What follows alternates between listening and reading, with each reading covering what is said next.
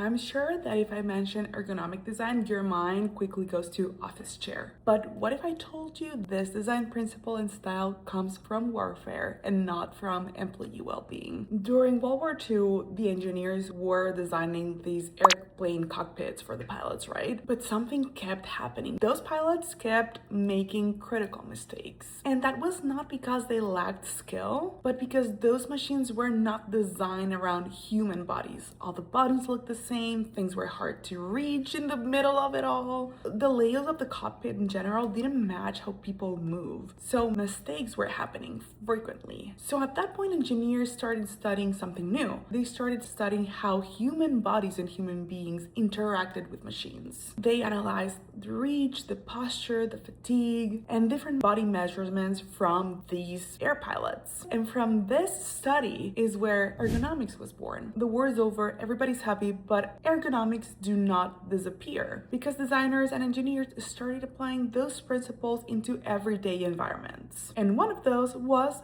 the modern office. By the 50s and 60s, millions of people were working on desks for hours on end. And those were not very comfortable because office chairs were designed like dining chairs, not great for your back, posture, and long-term health, I'm afraid. And coming from someone that works in a desk for hours, let me tell you, that is not nice on your back. So what did designers do? Started applying those ergonomic principles to the office chairs and other office furniture. So these chairs started to have adjustable height for people of different heights.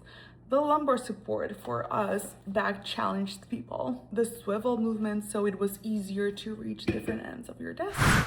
So furniture began to be designed around how the human body worked and not the other way around. Because design should never force people to adapt. It should adapt to how people live.